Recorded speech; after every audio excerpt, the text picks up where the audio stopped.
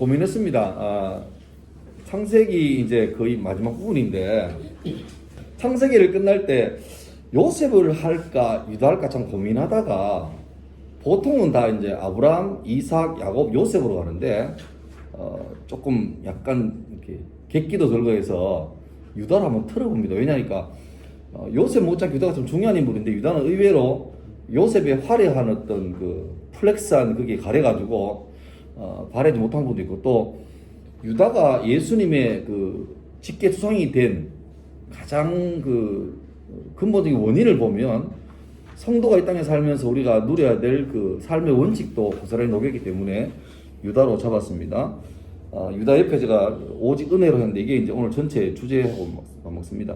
야곱의 12아들 중에서 야곱이 사랑하지 않았지만 합법적인 첫째 부인 레아의 넷째 아들입니다. 르우벤, 시몬, 레위, 유다 놓고 레아는 이제 애를 못 놓죠. 그리고 라헬이 짜증나가지고 자기 여종을 드리고 애를 놓고, 또 레아가 또 자기 여종을 드리고 애를 낳고 하다가 뒤늦게 또 이 레아가 알을 놓죠. 그러니까 넷째 아들이고 첫째 분이 놓았던 적통의 넷째 아들입니다. 유다는 우리나라의 그 철수하고 비슷하게 흔한 이름입니다. 그 성경에 나오도 유다가 며칠 나오죠. 이 유다도 나오지만 제일 유명한 유다는 바로 가룟 유다. 그러니까 여러분, 가룟 유다가 이름이 아닙니다. 유다가 이름인데 가롯은 동네 이름이에요. 키리오시라는 동네 이름입니다. 약간 옆으로 세자면 예수 12세대 가운데 왜 가룟 유다가 예수를 배신하는 역할을 했을까에 대해서 뭐 100% 자기 책임입니다. 근데 굳이 우리가 좀 이렇게 이해하려고 해보자면, 가룟 유다가 유다의 출신인 가롯은 우리나라 치면은 분당이나 일산쯤 될 겁니다. 그러니까 예루살렘 근처에 있는 조그만 도시가 키리옷 가롯이고요. 나머지 베드로, 안드레, 야고보, 요한은 전부 다 갈릴리 사람이죠. 다시 말하면 가룟 유다는 표준어 쓰는 사람이고 나머지 11명은 전부 다 영천, 대구, 경산 뭐 이런 사람이에요. 아무래도 12세대가 공동체생활 하면서 어떤 그 지역색 때문에도 그러니까 굳이 가룟 유다를 유다를 안 그러고 가룟 유다를 하는 이유는 키리옷 출신의 유다라는 의미가 있거든요. 근데 하여튼 그 유다 이름 역시 찬송하다는 유다고, 예수님의 그 형제 중에도 유다가 있죠. 네. 그러니까 유다의 뜻은 찬송하다는 이름이고 흔한 이름입니다. 유다가 몇 번 요셉에 비하면 거의 안 나오는데 몇 번 나오는 게 뭐냐니까, 그 아버지가 자기 사랑하는 부인 라헬이 낳았던 요셉을 너무 사랑하면서 채색 옷을 입혔잖아요. 왕족 입는 옷을 입혔잖아요. 그러니까 형들은 덜해서 양치면서 막 짐승같이 일하는데 아버지란 양반이 막내 아들만 끼고 오도록 하니까 당연하게 형제를 갈라놓는 거죠. 그건 지혜롭지 못하는 건데 우리가 계속 봤지만 이거는 거의 3대를 이어오는 가정의 그 굴곡입니다. 그러니까 아브라함, 이삭, 야곱 같은 믿음에 걸출한 가문이라 할지라도 우리가 성경을 볼 때 제일 오해할 수 있는 게 뭐냐니까, 아브라함을, 모세를, 다윗을 나랑 격이 급이 다른 사람으로 봐버리면 위인전밖에 안 되고 우리 삶에 아무 필요 없습니다. 걔는 원래 그러니까. 근데 가만 들다 보면 아브라함도 참 인간 이하의 그런 실망감을 주는 것도 많은데 특별히 오늘 그 유다는 무슨 이런 인간이 예수의 조상이 되냐 싶을 정도로 기가 막힌 인간입니다. 근데 하여튼 요셉이 너무 형제들하고 이간돼 있는데 한 번은 아버지가 이제 벤또를 사주면서 형들이 지금 유목하는데 잘 있나 보고 와라 하는데, 사실 그게 형들에게는 아버지가 안부를 이렇게 물으려고 온 게 아니고, 형들이 생각할 때는 또 요셉 보내가지고 우리 게으르게 일 안 하고 있는 거 꼬발리려고 온, 불편하죠. 그러니까 이제 그때 이 형들이 멀리서 요셉 보자마자 이런 말합니다. 저기 꿈쟁이가 온다. 그게 칭찬이 아니고 지 꿈꾸고 아버지, 엄마, 우리 그 형들이 다 저한테 절한다 하는 그 말도 안 되는 몽상가가 온다 그 말이에요. 그래서 과연 그 꿈이 이루어지는가 보자라고 말하고 요셉을 잡아가지고 형들이 구덩이에 집어넣어 버리죠. 근데 천만다행으로 그 구덩이가 우물 같은 건데 그 우물이 마침 말라있던 우물입니다. 만약 그 물이 있으면 바로 요셉은 익사했을 겁니다. 그러고 있다가 형들은 이미 요셉에 대한 분노가 너무 심해가지고 죽이자 그랬는데, 그때 유다가 나서가지고 배달한 동생이지만 죽이지 말자. 아무리 그래도 죽이는 건 아니다. 이놈이 우리한테 한 짓을 생각하면 죽음 마땅하지만 그리고 요셉을 죽인 다음에 그 옷을 째가지고 피를 묻혀가지고 아버지 이거 오다가 발견한데 요셉 아닙니까? 이러면 이제 요셉은 완전 범죄 되는 거잖아요. 근데 유다가 말하기를 그래도 죽이는 건 아닌 것 같다 해서 마침 지나가던 그 카라반 대상이라고 그러죠. 그 사람들에게 요셉을 팔아버립니다.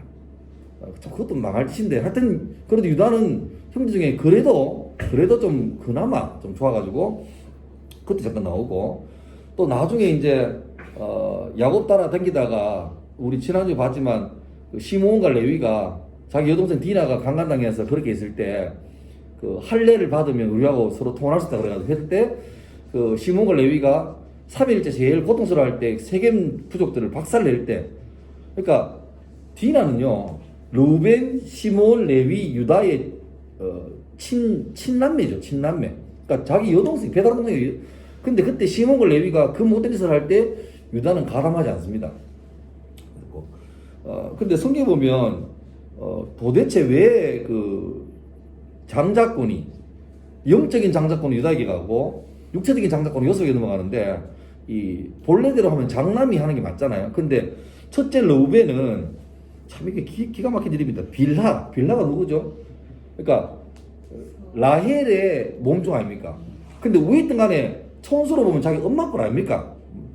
근데 이 르우벤이라는 이 인간이 자기 엄마 걸 드는 빌하하고 통관을 해요. 간음을 해요. 그러니까 성경에서는 이 질서를 무너뜨리는 데서 굉장히 단호합니다. 그러니까 레위기 보면 우리가 참 일단 불편한 게 뭐냐니까 너의 뭐 고모의 하체를 범하지 마라, 너의 어머니 하체를 범하지 마라 이렇게 계속 나오거든요. 그러니까 쉽게 말하면 근친상간에 대해서 냉정할 정도로 무섭게 말합니다. 근데 그게 왜냐니까 일종의 질서인 거예요. 질서 한 가정에서. 그러니까 근친이란 이 죄는 관계를 다 무너뜨리는 거 아닙니까? 근데 르우벤은 그래서 장자 명분이 무효가 되는 것이고 시몬과 레위는 아까 말했지만 그 하나님의 주신 그 할례라는 거룩한 예식을 사적인 복수하는 데 쓰다가 탈락이 되는 거죠. 그리고 나중에 야곱이 늙어 죽기 전에 창세기 49장에 소위 그 12아들에 대해서 예언을 하는데 그때 보면 유다에 대한 예언은 다 한결같이 대단한 겁니다. 유다야 너는 내 형제의 찬송이 될지라. 다시 말하면 이름값 한다는 거죠. 이름값만 잘해도 대박 아닙니까? 제 이름도 병자는 항렬자고요.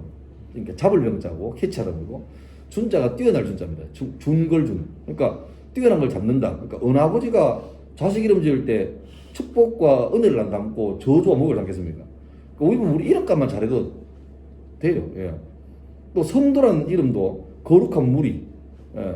따로 부름받은 무리, 교인이라는 것도 예수를 따르는 사람들 그런 말인데 그만 잘해야 되는데 그 다음에 너의 손이 너의 원수의 목을 잡을 것이요 내 아비의 아들들이 내 앞에 절하리로다. 이게 요셉의 꿈꿈인데 유다에게 이루어지겠다라고 말하고 있고 유다는 새끼 사자로다. 사자는 예전부터 이 이스라엘에서 왕권을 상징합니다. 왕권. 장차 이스라엘을 통치하는 지파가 된다. 근데 지난주에 말했지만 성경 보면 이 유다와 요셉 지파가 계속 이제 경쟁을 해요. 그래서 요셉의 두 아들 에브라임과 므낫세란 두 아들이 한 지파씩 이어받죠. 그래서 장자가 두 몫을 받는데 실제로 육체적인 복은 육체적인 장자권은 요셉이 가져갑니다. 두 지파가 나눠지니까. 그러니까 요셉 지파가 없고 요셉의 두 아들인 에브라임과 므낫세가 지파를 하나씩 이루죠. 그게 더블이 되고 유다는 한 지파를 내려오는데 하여튼 이 두 지파가 제일 인구도 많고 제일 땅도 넓고 심지어 솔로몬 이후에 나라가 나눠질 때 북쪽 이스라엘과 남쪽 유다가 있는데 남쪽 유다는 이름 그대로 유다라는 지파가 중심이 돼가지고 옆에 조그마한 지파가 새빵 들어 살고 북쪽의 10지파 이스라엘의 맹주는 에브라임 지파입니다. 에브라임 지파가 주도권을 잡고 나머지 9지파가 그냥 겉들어서 그러니까 쉽게 말하면 남북이 갈라지는 게 유다와 요셉의 파워게임으로 보면 돼요. 근데 많은 성경학자들이 언제 결정적으로 유다 지파로 기우느냐 물론 하나님의 계획은 처음부터 돼 있지만 우리가 볼 때 언제 기우느냐니까 다윗 왕이 왕으로 있을 때 하는 것 중에 하나가 뭐냐니까 하나님의 법궤를 예루살렘으로 가져오거든요. 하나님 법궤란 말은 하나님의 임재 상징인데 다윗 왕이 됐을 때 하나님 법궤를 자기 있는 처소로 모셔와요. 그러니까 그때 결정적으로 이미 우리가 보는 눈에서도 이미 결정났다 그렇게 말합니다. 자 이제 좀 이렇게 슬픈 얘기 하겠습니다. 유다가 12아들로 쭉 있으면서 이제 웬일인지 모르게 이방 여인하고 결혼합니다. 유다가 가나안 사람 수아라는 사람의 딸과 결혼하는데 결혼해가지고 아들을 3명을 낳죠. 엘, 오난, 셀라입니다. 그러니까 왜 유다가 이 사람을 결혼했는지 모르겠는데, 근데 문제는 그 이후에 첫째 아들 엘이 결혼하는데 다말이라는 며느리를 구해서 결혼하는데, 성경 보시면 유다의 장자 엘이 여호와가 보시기에 악함으로 여호와께서 그를 죽이신지라.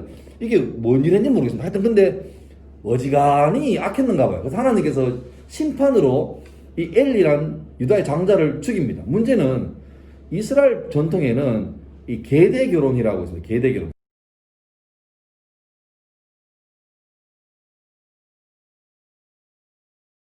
이게 윤리적으로는 문제가 되죠. 근데 언약적인 차원이라고. 그러니까 하나님께 주신 약속을 이어가는 차원에서 이해되는 건데, 다말 며느리가 애가 없는데 애를 죽으니까 그 전통대로 둘째 아들 오난을 형수에게 이렇게 들어가게. 근데 문제는 이 오난이라는 인간이 어차피 내가 형수랑 잠자리에서 애 낳아봐야 그 애가 내 애가 안 되고 형 좋은 일만 하잖아. 그래서 성경에 보면 오난이 그 씨가 자기 것이 되지 않을 줄 알므로 형수에게 들어갔을 때에 그의 형에게 씨를 주지 아니하려고 땅에 설정하며, 설정이 뭐냐니까 임신 안 하게 하려고 바꾸라 한단 말이에요. 그러니까 이거는 대놓고 하나님의 언약을 지가 거스르는 거죠. 그러니까 바로 하나님께서 적길 처분하십니다. 그러니까 유다가 지금 남자 세 명이라는데 첫 아들 죽고 둘째 아들도 빈명산 거예요. 근데 셋째 아들은 다행히 어렸습니다. 아직 뭐 중딩이나 미성년자였으면 되겠죠. 그러니까 아버지가 겁이 나는 거라. 아들 셋인데 벌써 둘이 앞세우고 하나 남은 것도 아마 이들 아마 죽을 것 같아요. 그래서 어떻게 하냐니까 다말에게 이런 말은 좋게, 얘야 아직 네가 저 셀라랑 뭐 해야 되는데 애가 어리니까 참 같이 있게 되냐니까 친정에 좀 가 있거라. 그러면 내가 다 크면 너를 불러가지고 우리 집안에 대를 이어가게 만들어줄게 라고 했는데, 마레가 보내놓고 유다 마음에는 그게 자신이 없는 거예요. 그래서 안 하는 거죠. 근데 다말은 이미 유다 집안에 며느리로 시집 갔는데 뭐 다시 친정화가 있는데 이게 연락이 없어.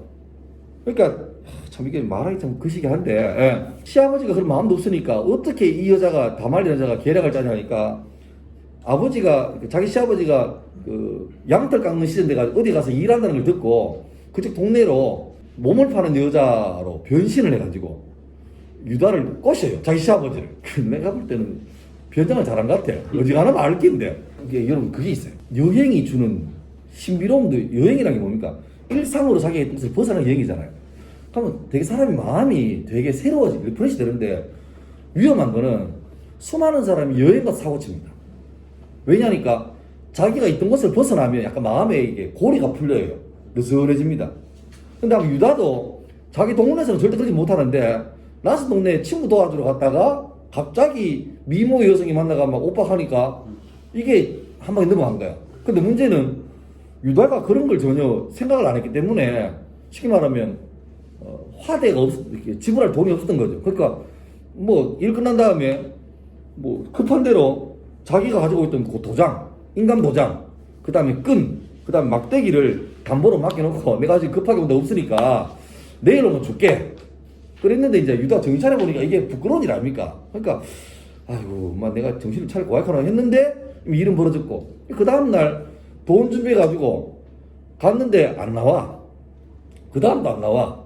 그래서 참 부끄럽지만 친구한테 가가지고 야, 이 동네에 저 그런 여자 없나니까 그 친구가 이 사람아, 이 동네는 지금 10년째 범죄 없는 동네다 뭐 이런 분위기예요. 우리 동네 그런 거 없다는 거예요. 그러니까 유다가 뭔 일이지? 하고 뭐 자기로 봐서는 좀 찜찜하지만 뭐 됐잖아요. 그러니까 이제 고향 돌아가 있는데 석 달 뒤에 하나 연락이 오죠.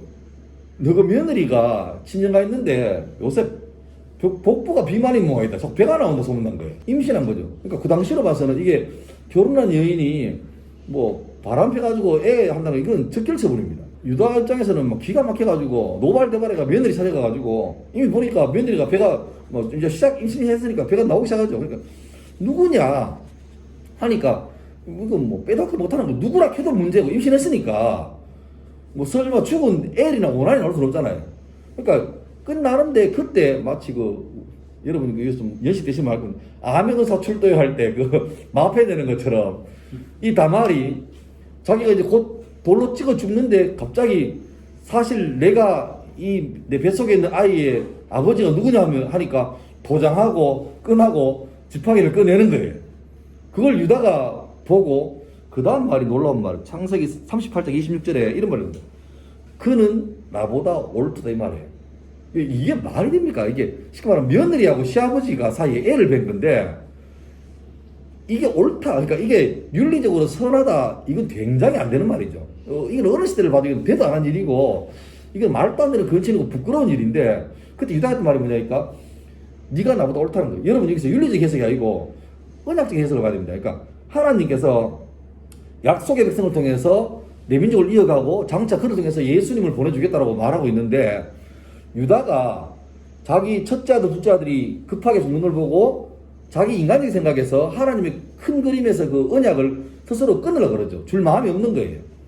그러니까 다말은 어떤 마음인지 몰라도 결과적으로 다말의 행동은 비록 이 관계가 애매하게 되겠지만 그 하나님의 언약을 이어가려는 그 행동, 그게 언약적인 차원에서 유다는 회피하려고 그랬고 다말은 이어가려고 그랬다.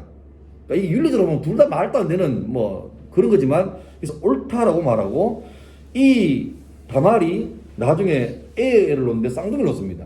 근데 출산할 때 애 하나가 먼저 손이 나와요. 그래서 급한 대로 그 먼저 손맨에다가 빨간 실을 묶어요. 그 손이 쑥 들어가더니 그 다음 나오는데 손 없는 애가 먼저 나와요. 그러고 끈 묶은 손이 먼저 나오던 애가 뒤에 나옵니다. 그러니까 손에 끈을 안 묶은 애가 베레스고 그 다음 나온 애가 세라죠. 그러니까 누가 더 형인지 모르겠습니다. 손 나온 애가 형인지 머리 나오는 형인지 모르겠지만 하여튼 그래 베레스. 그럼 보세요. 이 베레스하고 남아있던 그 막내 셀라하고는 삼촌입니까? 형제입니까? 어디 됩니까? 촌수가 보통 촌수가 없어요. 이런 막장 집안이 없어요. 그러니까 근데 놀랍게도 베레스가 다윗의 9대 그 어른입니다. 그러니까 베레스가 놓고 해서 그 밑에서 다윗까지 나오죠. 그 창세기 49장에 유다에 관한 그 예언을 보면 뜨기 나옵니다. 홀이 유다를 떠나지 않아요. 홀카는 뭐냐니까 그 왕이 왜 군대 가면 여러분 장군들이 왜 앞에 조그마한 막대기 들고 이렇게 하잖아요. 그게 홀입니다. 홀. 그러니까 통치권자를 말하는데 홀과 치리의 지팡이가 안 떠난다. 이 지파에서 계속 지도자 나온단 말이에요. 그리고 실로가 오시기까지 미친다. 이 실로는 성경에 보면 실로는 동네가 있습니다. 근데 여기는 실로가 오시기까지니까 지명이 아니고 어떤 실로라는 뜻이 뭐냐니까 안전을 주는 자의 뜻이거든요. 그 이름 뜻이. 그러니까 진짜로 메시아가 오기까지 이 지파를 통해서 메시아가 오기까지 모든 백성 유다 지파를 우르르 본다. 그런 야곱의 예언이죠. 신약성경 맨 첫 장인 마태복음 1장 보면 여러분 우리 보통 족보라는 거는 모릅니다. 지금 우리나라가 족보가 다 꼬여가지고 왜 구한말에 한번 흔들리잖아요. 그래서 우리나라에 상놈 없다 하지 아무도. 전부 다 저희 집도 나 못 믿겠지만 하여튼 저희 집도 그 고려 때 문신했던 송시열이 그거래요. 그래서 뭐 여산송과 전가공파 30m에서 파는데 내가 볼 때 모르겠어요. 그게 진짜인지 가짜인지. 예. 여산송가 유명합니다. 하여튼 뭐 송씨 가시나 하고 뭐 할때 하여튼 뭐 근데 진짜로 우리가 몰라 뭐 한 4~5대 조상이 노비였다가 어지러울 때 뭐 돈 돼가지고 사실 모르죠. 근데 하여튼 어느 집 족보든 간에 족보 있는 집은 쭉 낼 때 요즘은 왜 디지털로 족보가 나오잖아요. 그 사진도 하고 이 사람이 이렇게 고등학교, 대학교 어디 나왔는지 이걸 요새 다 막 그걸 하면서 또 돈을 내라 해가지고 안 되고 버티고 있는데 저는. 하여튼 근데 족보는 여러분 그 집안의 자랑입니다. 그러니까 이런 것도 만약에 쭉 있는데 우리 선대 중에서 뭐 진사가 있다. 안 그러면 무슨 관찰사가 있다. 그건 넣죠. 근데 만약에 우리 뭐 5천 아재가 뭐 전과 2번, 전과 7번입니다. 그래서 뭐 감옥에서 있다가 막 그런 거는 뺄 겁니다. 그러니까 족보라는 게 역사의 기록 같지만 실제로 말하면 자랑하고 싶은 역사만 선별적으로 기록하는 게 족보 아닙니까? 그게 가문의 자랑이고. 근데 이스라엘 유대인들은 이 선민이란 특별한 민족이라는 이 자부심이 애들 말로 쩌는 사람들이에요. 그리고 자기 민족 가운데 다윗, 그 다음에 유대인들은 정통 유대인들은 예수를 메시아로 안 믿죠. 근데 예수를 선지자 중에 한 사람 랍비로는 인정합니다. 그러니까 정통 유대인들에게 예수가 나쁜 존재는 아니에요. 그러니까 지금 또 그 예수를 믿는 전 세계 인구가 뭐 수십억 되니까 뭐 자랑이죠. 그런데 마태복음 1장에 보면 그 예수의 족보가 나오는데 모르는 우리가 볼 때는 뭐 전부 다 외국 사람 이름 하니까 뭐 싶은데 이 당시에 이스라엘 사람 유대인들이 이 족보를 보면 마태복음 1장 읽다 중간쯤에 읽다가 아마 짤 겁니다. 이거는 인물은 사실이 맞는데 굳이 감추고 싶은 비밀만 의도적으로 계속 드러낸 거예요. 그러니까 마태복음 1장에 예수님 족보에 여인이 몇 명 나옵니다. 보세요. 3절에 유다는 다말에게서 베레스를 낳고, 그러니까 다른 데는 와이프 이름 안 나와요. 아브라함 이삭을 낳고 나오는데 사라도 안 나옵니다. 근데 꼭 하면서 유다는 다말에게서 베레스를, 다말이 누굽니까? 며느리 아닙니까? 그 다음 밑에 5절 보면 살몬은 라합에게서 보아스를 낳고, 라합이 누굽니까? 여리고성의 기생 아닙니까? 몸 팔던 천원 출신 아닙니까? 그 다음에 보아스를 낳고, 그 보아스는 룻에게서 오벳을 낳고, 룻은 누굽니까? 모압 출신의 과부 이방 여인. 그 다음에 6절이 약권입니다. 다윗은 우리아의 아내에게서 솔로몬을 낳고 나옵니다. 바세바도 아니고. 이스라엘 사람들 가장 큰 자랑이 다윗이고, 지금도 이스라엘 국기는 다윗의 별 아닙니까? 육각형별. 근데 이 다윗의 가장 치명적인, 하나만 지을 수 있으면 지어야 될 1순위가 뭐냐니까 이 바세바를 범한 사건입니다. 심지어 우리아는 이스라엘 사람이 아닙니다. 이 사람은 용병입니다.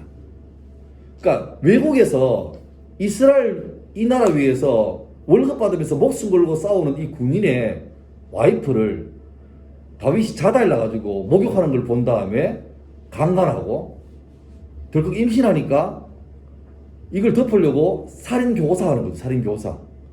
그러니까 이건 다윗 왕이 요즘 같으면 인사청문회 통과 못합니다. 이거는 못해, 택도 없어요. 이거는 바로 그냥 구속감입니다. 그런데 이스라엘 가운데 가장 자랑스러운 성군이 지금 우리나라도 그렇잖아요. 우리나라도 역사에서 건드리면 안 되는 인물이 세종대왕하고 이순신 아닙니까? 세종대왕을 굳이 역사를 타보면 그분은 고기를 너무 좋아했대요. 심하게 좋아해가지고 아무리 밑에 신하들이 다 이렇게 너무 찝니다 해도 막 세종이 고기는 심지어 그런 말도 나오잖아요. 이게 진짜 몰라도 아버지 그 상 치를 때 본래 그 3년 동안 이렇게 좀 해야 되는데 아버지가 미리 말 때 가서 자는 고기 먹고 있기네 내 죽고 할 때도 고기는 줘라 이렇게 했다는 소리 있던데 그 정도 해도 설마 세종이 싶은데 뭐 고기 좋아하는 게 뭔 흠이 됩니까? 이순신도 뭐 그 이순신에 대한 그런 건 거의 정설 같아요. 왜 그 명당에서 죽었을까? 그만큼 병부에 뛰어난 사람이에요. 그러니까 이순신은 내가 볼 때 아는 것 같아. 마지막 전쟁인데 이 가면 끝나는데 틀림없이 그다음부터 정쟁이 말려가지고 이순신은 제거됩니다. 제거되면 혼자 죽는 게 아니고 역모 걸려가지고 구족이 망하는 거예요. 그럴 바에 차라리 마지막 다 끝내고 나가는 마당에 굳이 가판에 올라서가지고 으악 이건 자기 쏘라는 거예요. 그 활 맞고 난 다음에 죽으면서 그래 죽으니까 충무공이 되고 왕이 그에게 어마어마한 지위를 내리잖아요. 그러니까 내가 볼 때는 상식으로 생각해도 이순신은 알았을 거다. 괜히 이제 끝났다고 방학이라고 왁 하다가 죽은 게 아니고 계산해보니까 이거는 내가 살면 온 가족이 망해요. 당시에 워낙 그러기 심할 때니까 막 물고 뜯고 싸울 때니까 그러니까 이순신은 뭐 그거 빼고는 그 흠이 없을 정도 퍼펙트한 사람인데 다윗은 그거 비하면 말도 안 되는 거죠. 그러니까 이걸 드러내고 또 마지막에 보면 16절에 보면 야곱은 마리아의 남편 요셉을 낳았으니 이 마리아 나오죠. 우리가 알겠지만 요셉과 마리아도 물론 정혼한 사이에서였지만 당시에 보면 지금 우리 치면 요셉이 결혼할 때 잡혔는데 그걸 못 참고 속도 위반한 거예요. 그러니까 요즘 우리나라에서 속도 위반은 아무것도 흠도 아니지 않습니까? 근데 문제는 이런 가치관이 교회까지 들어와서 지금 난리예요. 교회 청년 보면은 뭐 혼전순결이고 뭐 이런 거는 요새도 무슨 뭐 속도 위반이 무슨 혼수라 돼요. 참 기가 막히고 코가 막힌 시대가 됐습니다 이제. 근데 하여튼 이 민족의 자랑이었던 유명한 사람 왕족이 쭉 나오는 족보를 보면 마치 오늘 아침에 연상군 같은 이런 사람들이 막 연달아 계속 나오는 게 족보예요. 그러니까 유태인들은 보다가 열받아가 찢을 분위기입니다. 근데 이 족보가 주는 게 뭐냐니까 예수라는 하나님의 아들 메시아가 왔는데 그 예수님은 정말 탁월하고 대단하고 흠 하나 없는 곱디고 사람들을 통해서 나올 만한 집에 나온 게 아니고 위에 올라가 보니까 막 시아버지하고 며느리하고 그 짓거리 한 집도 있고 그 다음 올라가 보니까 뭐 몸 팔던 여인도 있고 그 다음에 이방 쉽게 말하면 뭐 동남아 뭐 과부 출신도 있고 하여튼 안족을 다 끌어모은 엉망 같은, 그러니까 우리 볼 때는 되게 멋있는 것 같은데 안에 들다 보면 엉망이에요. 그런 집에서 예수가 왔다. 그게 자기 민족이다. 그러면 이거는 오히려 선민의식, 우리 민족은 선택받은 대단한 민족이 아니고 야 이런 엉망진창의 민족을 왜 하나님이 선택했을까라는 질문에 들어가게 되죠. 그리고 그거는 곧 우리에 대한 질문도 됩니다. 그 바울이 고린도서 15장에 보면 이런 게 나옵니다. 그러나 내가 나된 것은 하나님의 은혜로 된 것이니 내게 주신 그의 은혜가 헛되지 아니하며 내가 모든 사도보다 더 많이 수고하였으나 내가 한 것이 아니요 오직 나와 함께 하나님의 은혜. 이게 사울이라는 바울은 그냥 보통처럼 살다가 예수 믿게 된 케이스가 아니고 예수 믿는 사람을 박살내려고 용을 쓰다가 예수를 믿고 돌아온 케이스. 그러니까 자기가 매주마다 교회 간다는 자체가 이건 말도 안 되는 은혜인 거예요. 근데 우리가 알 게 요 첫 구절 나의 나된 것은 하나님의 은혜로 되었다. 어쩌면 저도 모태신앙이고 우리 중에도 모태신앙도 있을 것인데 가만 생각하면 또 중간에 뭐 예수 믿는 분도 있을 것인데 어쩌면 내가 선택하고 내가 판단해서 내 의지로 교회 갔다라고 말하는 사람도 있을 건데 그 전에 돌아보면 내가 이 순간에 멀쩡히 앉아있고 예수를 믿는 믿음이 있고 이게 하나님의 은혜라는 게 절절하게 깨달아지고 우리 평생의 신앙의 가장 큰 게 뭐냐니까 이 은혜의식입니다. 은혜가 말라버리면 교회는 존재자 가치가 없어지는 거예요. 그러니까 개인적으로도 내가 매주마다 교회 가서 예배드리지만 내가 앉았는데 이미 은혜도 없고 막 설교가 막 판단이 되고 막 아이고 저 아직 하나 하고 막 준비 덜 했나 하고 막 이래 되는 순간 물론 그거는 이제 준비를 덜 하시면 덜 하시는 분이 또 그에 대한 하나님께서 어떤 그걸 맡길 거예요. 근데 내 입장에서는 혹시나 그렇다고 계속해서 그럼에도 불구하고 내가 이 자리에서 있는 게 은혜다. 은혜 가운데서 안 떠나는 게 우리 평생의 숙제 같습니다. 어설프게 창세기를 다 뭐 요새까지 못 가고 마치지만 하여튼 내가 꼭 우리 신우에 남기고 싶은 한마디는 나의 나된 것은 주의 은혜다. 저도 은혜였고 여러분도 이 자리까지 오게 된 그 앞으로 살아갈 다 주의 은혜로 된 것 이것만 안 까먹고 살면 하나님께서 그 은혜 가운데 우리를 지켜가시고 그리고 참 아쉬운 게 은혜로 잘 살다가 어느 순간부터 그 은혜가 당연한 건 줄 알고 사는 사람 그게 너무 안타깝죠. 그러니까 뭐 영어 대사처럼 호의가 계속되면 그걸 권리도 한다고 하나님 우리한테 건강을 줬는데 이 건강이 어느 순간부터 내가 책임 건강이라고 건강이란 것도 당연하게 생각하는데 한순간만 탁 부러지면 이게 아무것도 아닌 것. 하나님 은혜를 잘 기억하면 좋겠습니다. 하나님 오늘 바울의 말씀처럼 나의 나된 것은 하나님의 은혜였음을 고백합니다.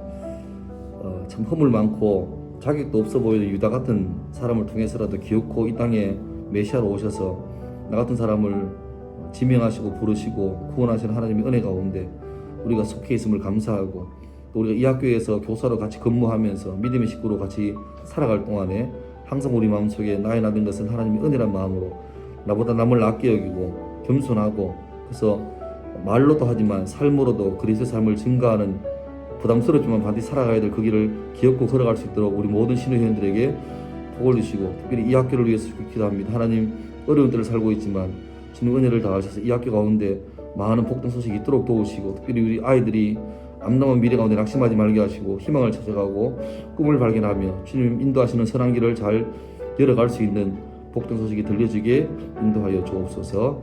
예수님 이름으로 기도드리옵나이다. 아멘. 수고하셨습니다. 예.